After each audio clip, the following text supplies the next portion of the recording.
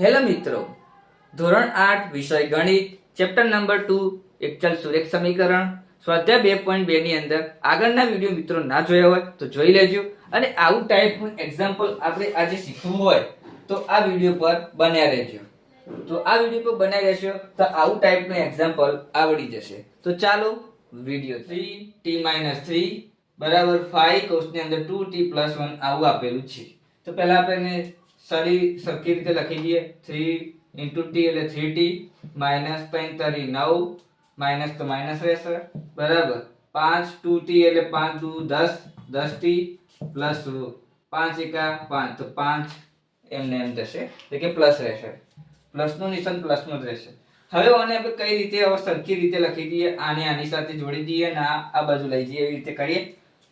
કયા વિડીયો મિત્રો ના જોયા હોય તો આગળનો વિડીયો જોઈને આવજો અને આ વિડીયોને લાઈક અને શેર અને કોમેન્ટ કરીને જણાવો કે વિડીયો કેવો લાગે છે.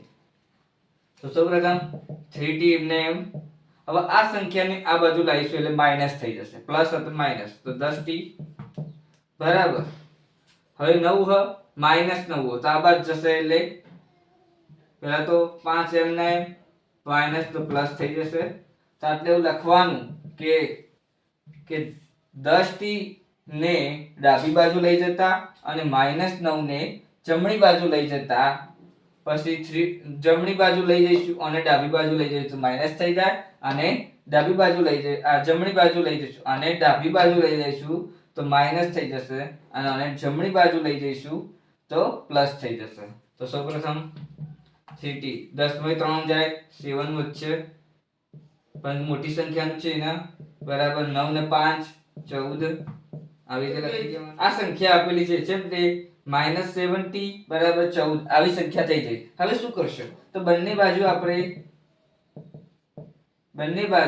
સંખ્યાને -1 વડે ગુણતા તો -1 વડે ગુણી નાખીશું. તો -1 વડે ગુણ્યા -7/t * -1 બરાબર 14 ગુણ્યા -1.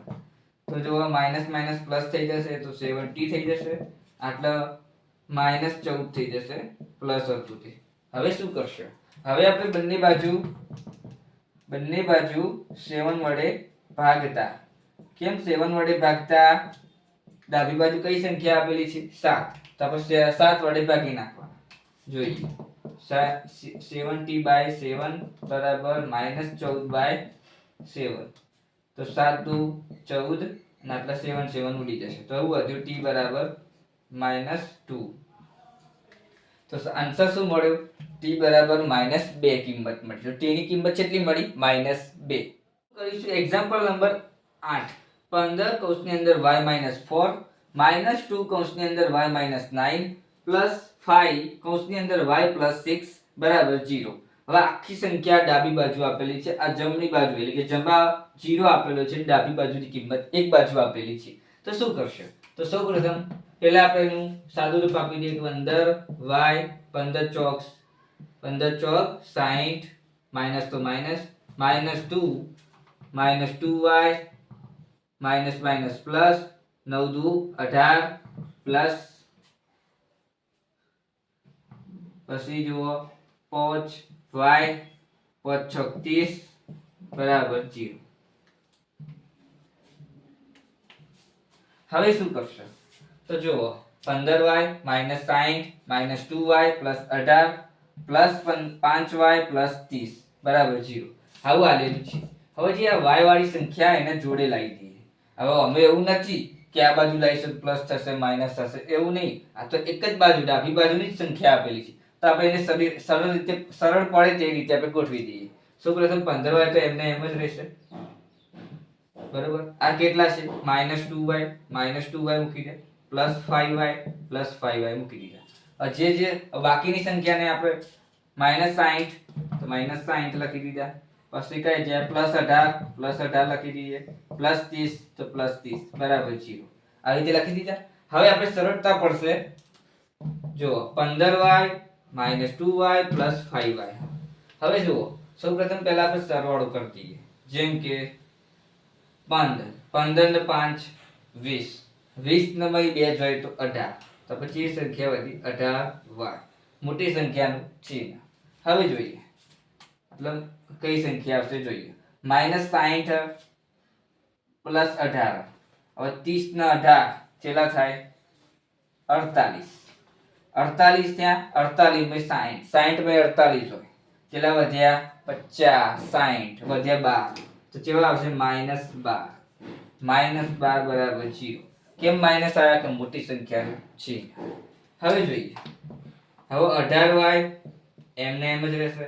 હવે આ જે -12 છે એને આપણે જમણી બાજુ લઈ જઈશું કે -12 ને જમણી બાજુ એટલે કે જમણી બાજુ લેતા, તો જમણી બાજુ લઈ જઈશું તો શું થશે? માઈનસ નું પ્લસ, તો બરાબર 12.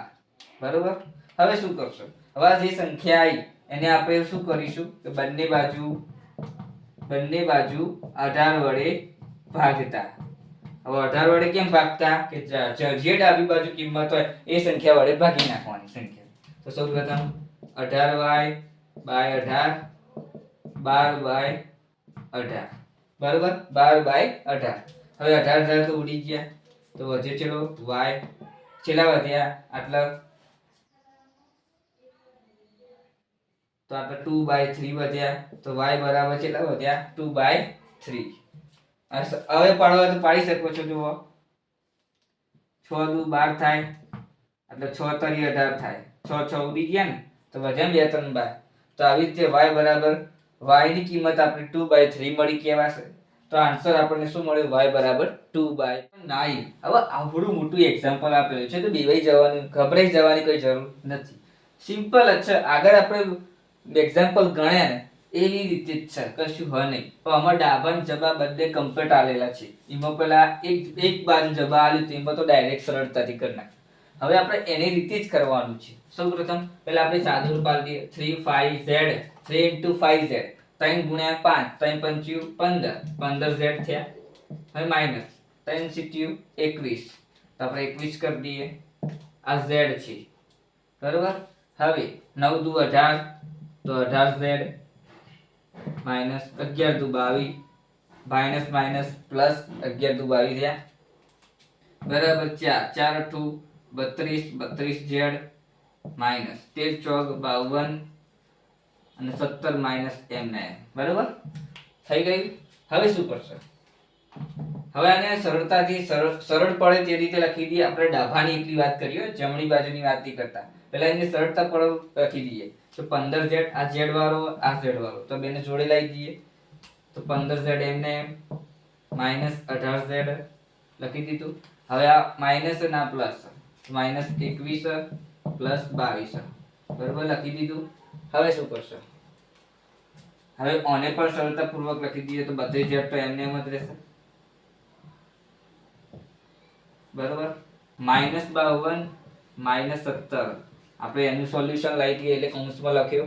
ડાયરેક્ટ કર્યું તો એ થઈ જાય માઈનસ માઈનસ પ્લસ 52 ને 17 કેટલા? 15 મી 18 જોઈએ તો કેટલા વધે? એટલે કે 18 મી 15 થાય તો વચ્ચે 3z પણ કેવા? માઈનસમાં. સૌથી મોટી સંખ્યાનું ચિહ્ન.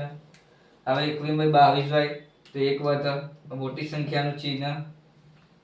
પછી 32z એમને હવે પ્લસ માઈનસ માઈનસ 69 થશે. 52 અને 17 નું માઈનસ માઈનસ પ્લસ થાય ને તો 69. હવે શું કરશું? હવે આપણે જે હવે z ને ડાબી બાજુ અને જમણી બાજુ મોકલીશું. બરાબર. તો હવે z આપેલા છેલા છે. આ કેટલા આપેલા છે? 3z આપેલા છે. આ 3z આપેલા. આ z 3z અને 32z તો આને આ બાજુ લાવીશું. તો શું કરીશું? પેલા 32z ની ડાબી બાજુ લેતા અને જે +1 ની જમણી બાજુ લેતા એવું લખી દઈએ. તો જો માઈનસ નું પ્લસ નું માઈનસ થશે. -3 plus z minus 32z. Minus કેમ મૂક્યો? પ્લસ નું માઈનસ. આ તો માઈનસ જ હતો. બરાબર. -69 -1 થશે. કેમ? તે પ્લસ નું માઈનસ. બરાબર. 32 અને 3 માઈનસ માઈનસ પ્લસ 32 ને 3 35 થશે. પણ મોટી સંખ્યાનું ચિહ્ન. બરાબર. માઇનસ માઇનસ પ્લસ એટલે 70 થયા પણ મોટી સંખ્યાનું છે. હવે આટલે એવું કહીશું બંને સંખ્યાને -1 વડે ગુણતા -1 વડે ગુણી નાખીશું. તો જો -1 વડે ગુણશે તો માઇનસ માઇનસ પ્લસ થઈ જાય એટલે કે 35z થઈ જશે. આટલો માઇનસ વડે ગુણીશું માઇનસ માઇનસ પ્લસ એટલે કે 70 થઈ જશે. ખાલી એક વડે ઓને ગુણે 35 એકા 35 જ આવવાના પણ માઇનસ માઇનસ પ્લસ થઈ જશે. આના 70 એકા 70 જ આવવાના પણ માઇનસ માઇનસ પ્લસ થઈ જશે એટલે આને પ્લસ થઈ ગયું. હવે શું કરશો? હવે આ બાજુ કઈ સંખ્યા છે? 35z એટલે 35 આપેલી છે સંખ્યા. તો આપણે આને બંને બાજુ 35 વડે ભાગતા જે સંખ્યા છેલ્લા આલેલી હોય ડાબી બાજુ એને વડે ભાગી નાખવાનું. તો છેલ્લા વડે ભાગીશું 35 તો 35z બાય 35 બરાબર 70 બાય 35. 35 દુ 70 બે વધ્યા અને હોય 35z વધ્યો એટલો તો z બરાબર કેટલા મળ્યા? 2 મળ્યા. તો z બરાબર 2 મળ્યા. z ની કિંમત કેટલી મળી? 2 મળી કહેવાશે. તો આન્સર આપણને z બરાબર કેટલો મળ્યો? 2 મળ્યો કહેવાશે. વિડીયોને આપણે આટલે સુધી રાખીએ છીએ. વિડીયો ગમે તો લાઈક શેર અને કોમેન્ટ કરીને જણાવો કે વિડીયો કેવો લાગ્યો. જય સચિમાં.